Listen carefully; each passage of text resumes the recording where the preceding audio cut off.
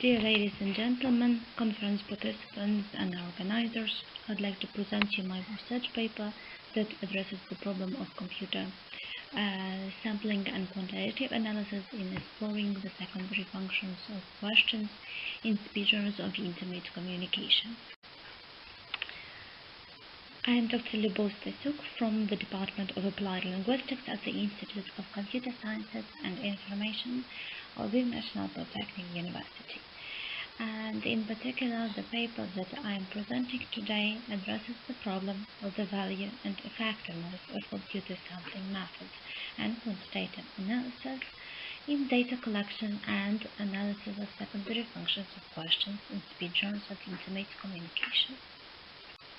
My name is Dr. Liubov Stasiuk from the Department of Applied Linguistics at the Institute of Computer Sciences and Information of Lviv National Polytechnik University, and in particular, the paper presented today addresses the problem of the value and effectiveness of computer sampling methods and quantitative analysis in data collection and analysis of secondary functions of questions in speech genres of intimate communication. My presentation will consist of introduction, where I am going to speak about topicality and purpose of the presented article, and I will also present the research questions posed in answering of which computer sampling and quantitative analysis were especially helpful. In discussion, I am going to present the results of the research into secondary function of questions and also discuss the benefits and strengths and weaknesses of the computer sampling method and quantitative analysis methods. And in conclusions, I'm going to give some recommendations and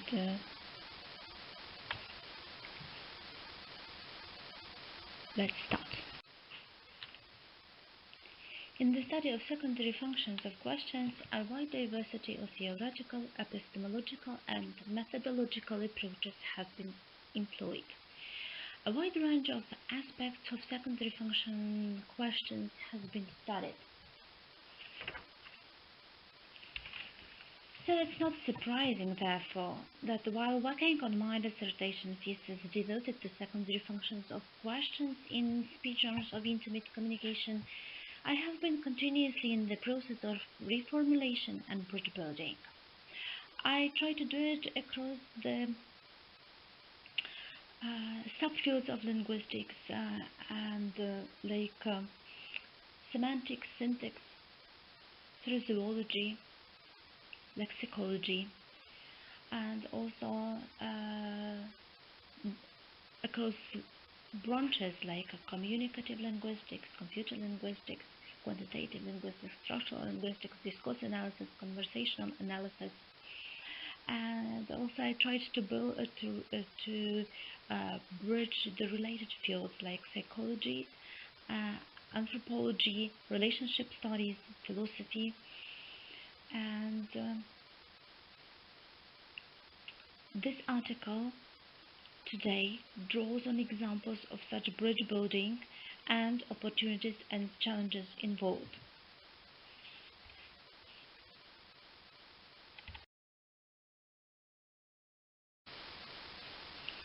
It's worth pointing out that the breadth and depth of such bridge building, as I have mentioned, in linguistic research is not reflected in the very limited number of books and journals devoted to research methodologies in linguistics.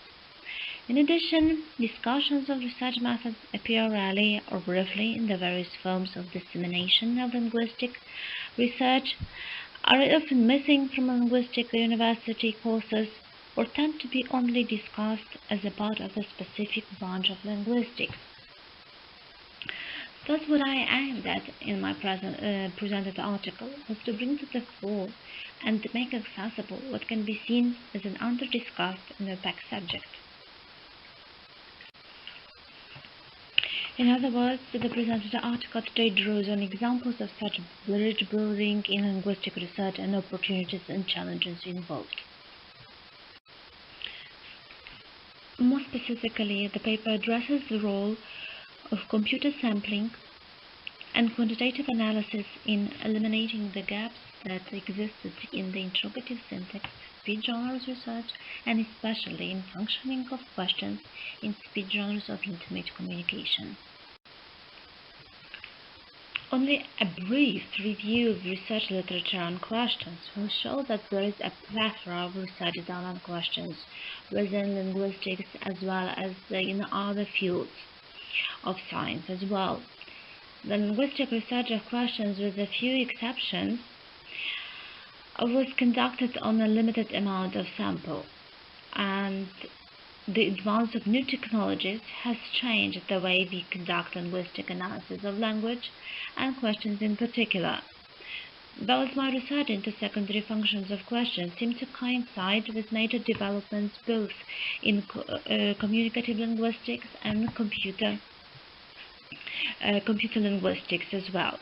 What I have in mind is the creation of infrastructure capable of supporting a large-scale research, including the text corpora that are electronically stored, including application of computer science, its algorithms to the analysis of large data sets. An increased interest in conversation, its dynamics, spurred by partly by advances in speech recognition and natural language processing,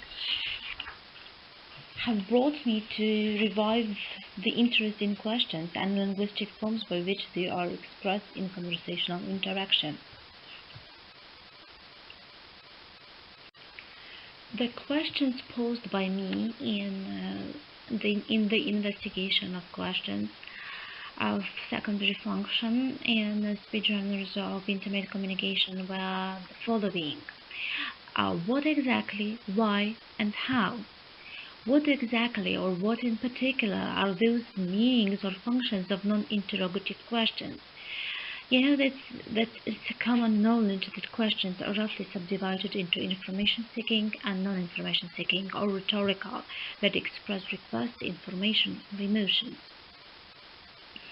And the question was that was a very rough subdivision, and the question was what are in particular those functions. Also, it was interesting why and how exactly does this transposition of questions happen? And finally, how will they behave when immersed into a certain context of communication, in particular intimate communication?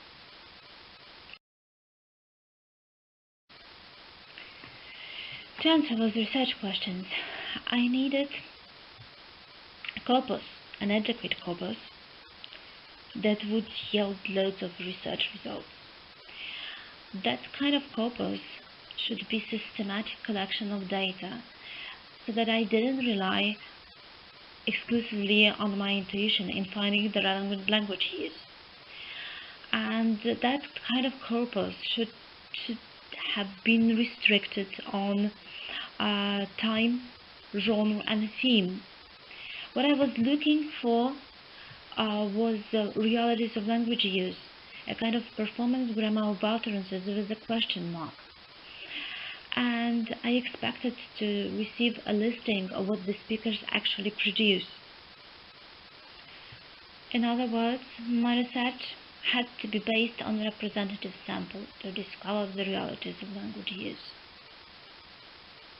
And the method of computer sampling allowed us to accomplish just about that in data requirements. Present you how the application created in computer programming language C++ works to select the data necessary for our research. We take the text extracted from the Project Gutenberg, where it is electronically stored. We copy this text fiction. In our case, it's Sense and Sensibility by Jane Austen. And we open the program application. We paste the text into this application, and then we click Find. And we receive logs of find results. The program automatically selected utterances with a question mark. These utterances are presented in blocks of minimal context, with each block comprising an utterance with a question mark that is preceded and followed by a setting other utterance. In this way, the application enabled us to collect a corpus of sample comprising 17,704 utterances with a question mark, and demonstrate here there are a lot of these find results here from different fiction texts.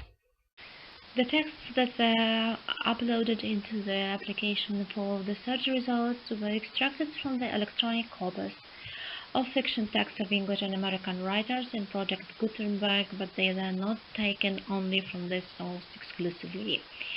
The fiction literary texts used to analyze intimate communication are the chronologically, thematically, and genre-restricted to satisfy the requirement of linguistic homogeneity of the sample. The texts are focused on intimate relationships, and these are fiction by Somerset Maugham, novel of human bondage, as the novel by Galsworthy, Forsyth Saga, and the novel by Davidson, Fight the Best Fight, and many others. The quantitative analysis was applied to these utterances with a question mark and minimal context, and we received 17,704 utterances with a question mark in the minimal context.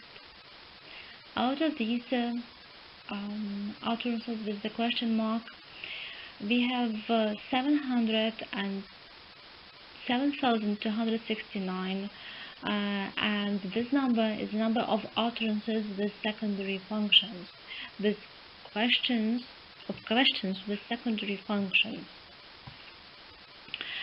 And this quantitative analysis was conducted to prove there was an idea, and the quantitative analysis proved that this phenomena of questions expressing secondary functions, functioning in different meanings than that of expressing the question, proved to be very frequent. So questions frequently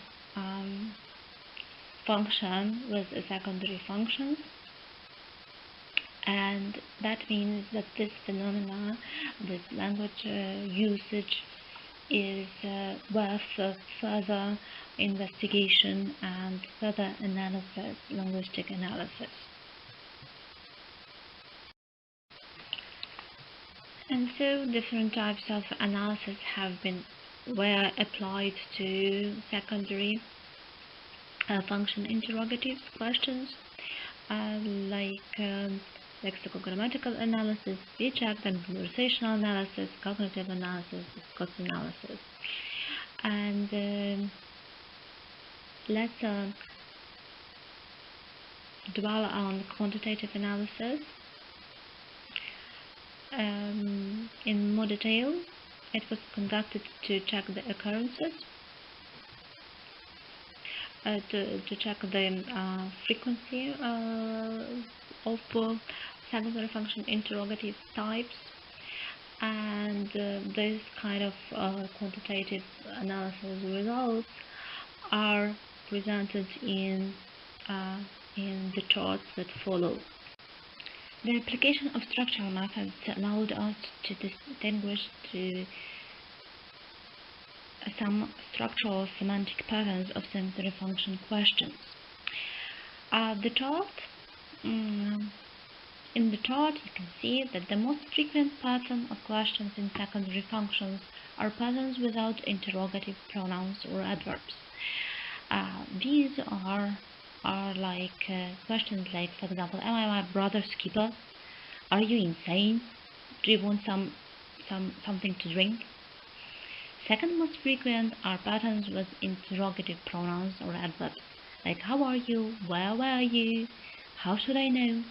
Why not? How about alone? The least widespread are secondary function questions having a structure of infinitive and nexus of deprecation. The example of such question is me dance, never. Next analysis that was conducted on the secondary function questions was the speech act analysis and functional analysis that allowed us to distinguish the types of questions like representative questions, intersubjective questions, expressive questions, directive questions, metacommunicative questions, cognitive questions, and polyelocutionary questions.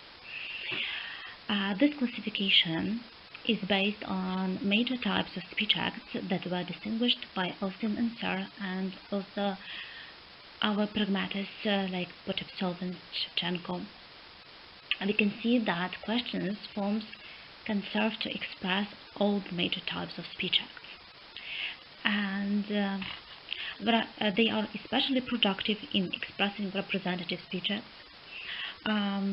or in other words, different types of statements and negations. And the second most frequent are intrasubjective questions, which means that we are often thinking in questions. This pie chart introduces us to the subtypes of communicative pragmatic types of secondary questions. And the subtype we have in the pie chart are the representative type. We see that the assertive questions or assertives are the most frequent elocutionary function with which representative questions function. The least frequent is the predictive function. This pie chart introduces us to the subtypes of communicative pragmatic types of secondary questions. And subtypes if we have in a pie chart are of representative type. We see that assertive questions or assertives are the most frequent type of question, type of speech acts, subtype of speech acts that can be expressed by questions of secondary function.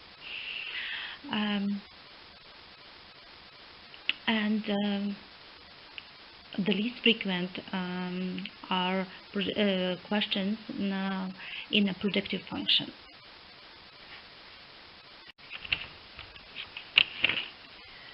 The chart you see is introducing us to the great myriad of functions of expressive questions.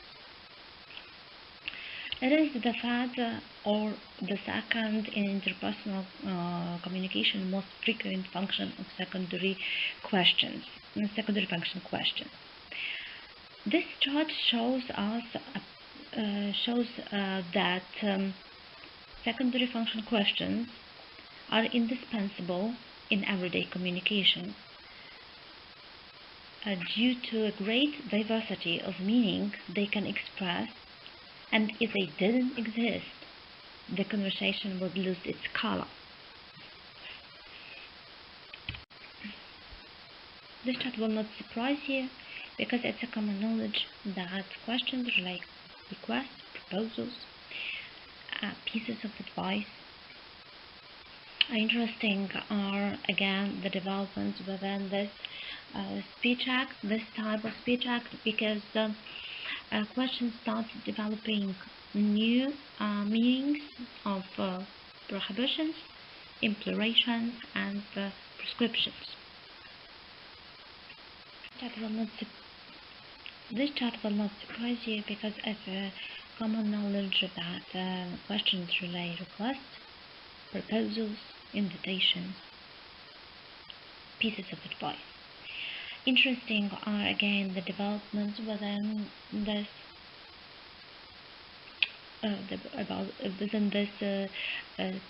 type of speech acts, and the development is that questions are developing the meanings of prescriptiveness, prohibitiveness, and imploration. The same can be said about this chart, and it introduces us to the questions functioning in cognitive speech acts, and It's a common knowledge again that questions are most frequent in the use of authors, but the chart also shows us the tendencies in functioning of questions in this speech act. What I have in mind is that questions start developing the meaning of decline, mass, and promise. The same can be said about this chart because questions are most frequent in the use of authors, and the chart introduces us again to the tendencies in functioning of questions to express this type of speech act. What I have in mind is that questions are developing the meanings of declination, decline, mass, and promises.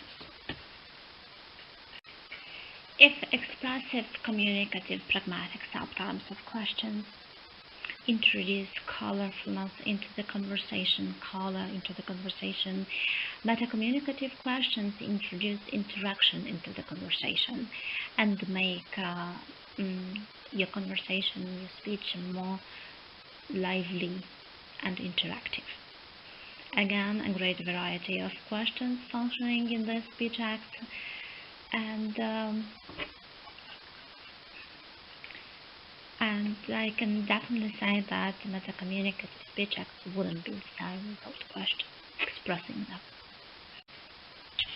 This chart is the most valuable because it shows the questions functioning in speech genres of intimate communication.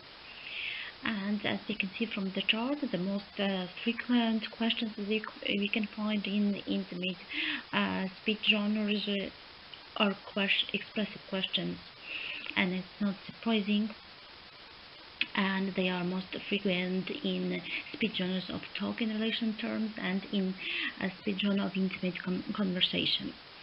The second most frequent type are representative questions, and they also are the most popular in talk in relation terms and in intimate conversation. Interesting is the third most frequent type of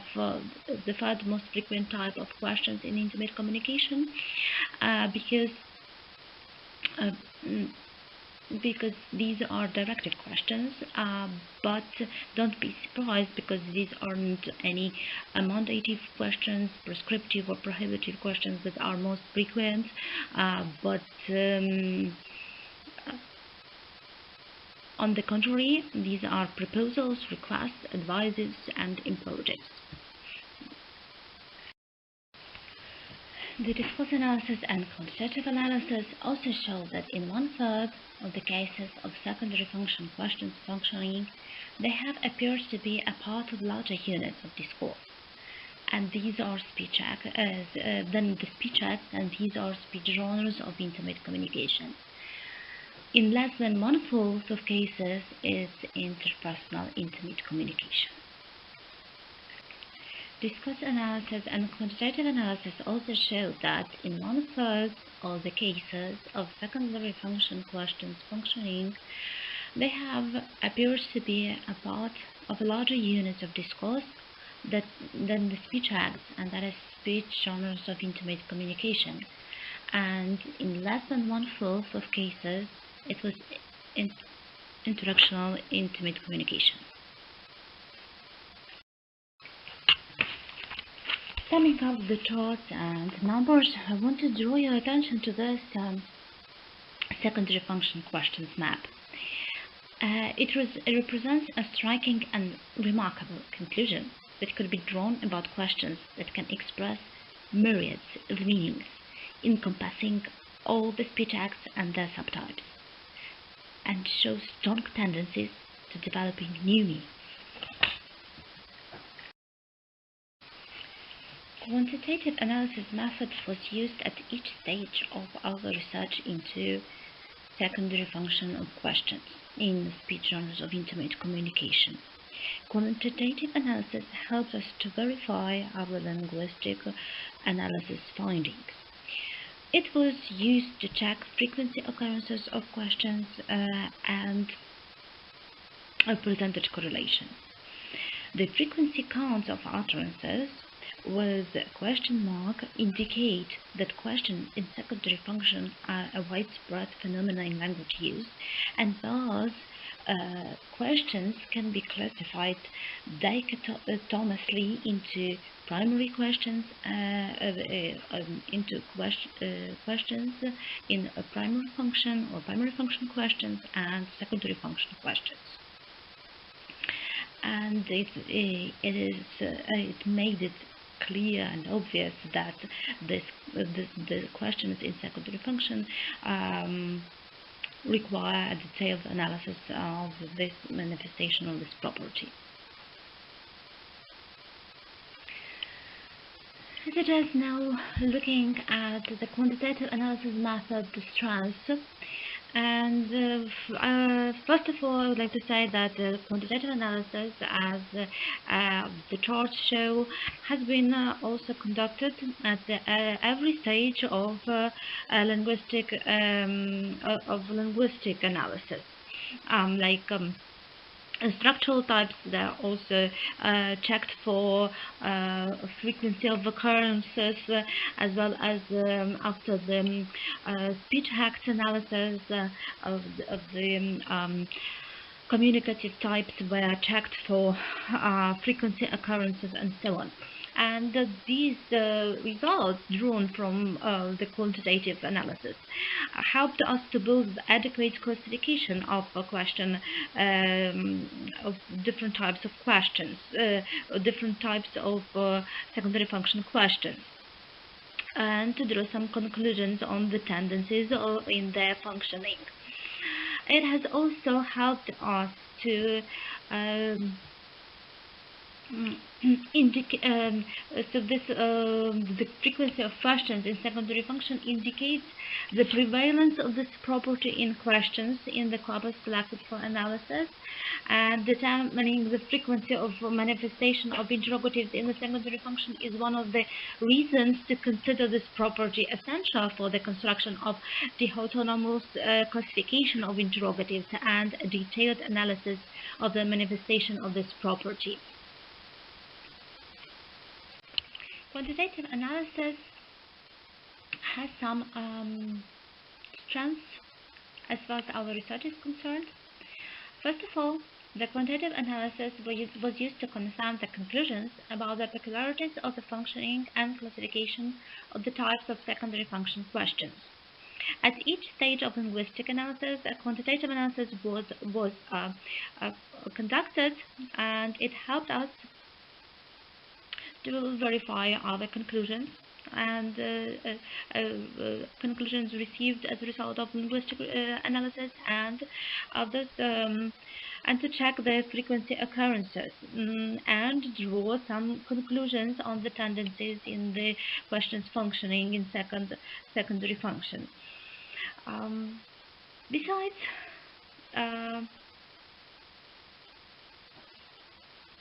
the frequency of questions in secondary function was the reason to consider this property essential for the construction of the autonomous classification of questions into primary questions, questions in primary function, and questions in secondary function. And then they were essential, and then it was also essential to conduct a detailed analysis of this manifestation of this property. Quantitative analysis method was used at each stage of our research into secondary functions of questions in speech or intimate communication. Quantitative analysis helped us to verify our results of a linguistic analysis. It was used to check frequency occurrences of questions in secondary function, and it was used to confirm the conclusions about the peculiarities of the functioning and classification of types of secondary function questions. The frequency of questions in secondary function indicates the prevalence of this property of questions in the corpus selected for analysis.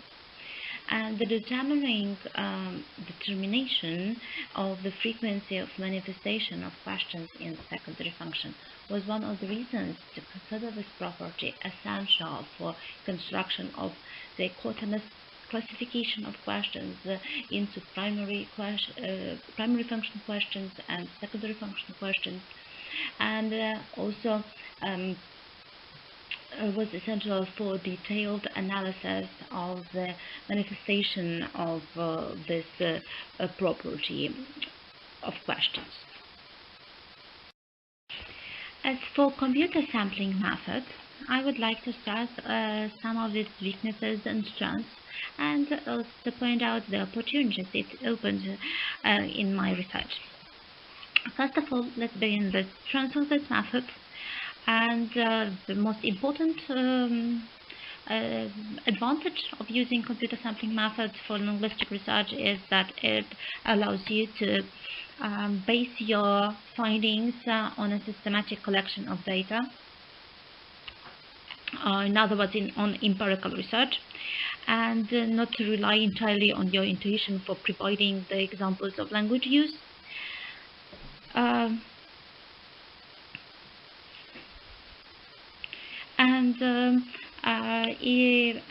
a result of the application of this method, I received a large sample size on which I could operate and draw my conclusions. As for weaknesses, among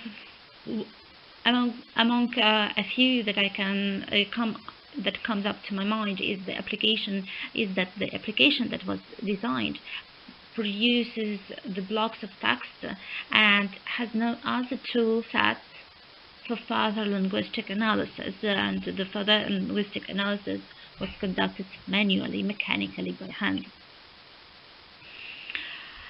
And finally, I would like to finish with the opportunities it opened. As a result, I received the corpus of text, and that could be used in other research as well.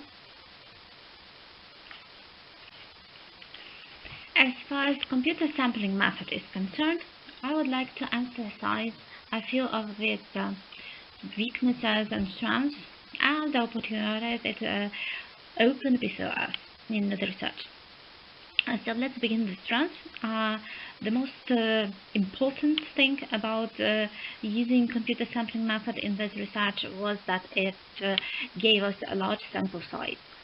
And one of its weaknesses was that the application that has been designed produces the blocks of text and has no other tool sets for further linguistic analysis. And all this produces, and as for the opportunities, it could be used, we can say that it could be the corpus that we received, so the final results that we have received thanks to the application could be used in other research as well. And as for threats, well, I have nothing to say in this section because it posed no threats to my research, but turned out to be a very useful and productive method.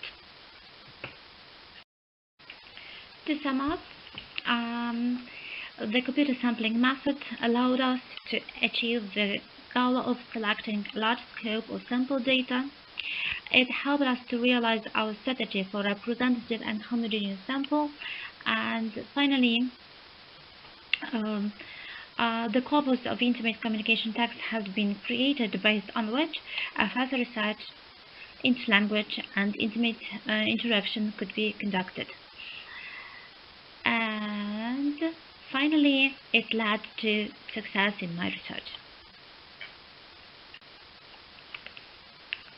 In conclusion, I would like to say that the results obtained are relevant to scientific knowledge, scientific linguistic knowledge and future research. Especially important are they to scientists interested in interrogative syntax language interaction, computer linguistics, human and computer interface designers, and those who deal with machine dialogue. Besides, a corpus of text has been created based on which a further research into language and internet communication could be conducted. And finally, I would also like to encourage linguists to take a wider view of key approaches along the quantitative-qualitative continuum, rather than arguing for the quantitative versus qualitative paradigmatic compartmentalization. I also want to emphasize the value of mixed method research and the need to push boundaries of methodologies to incorporate cross-disciplinary perspectives. And finally, and above all, I want to stress and emphasize the merits of computer sampling and quantitative analysis in linguistic research in the early and crucial stages of the research. Among a few advantages to be mentioned are a large scope of sample size and the possibility to draw inferences from relatively small amounts about general totality. Thank you for your attention.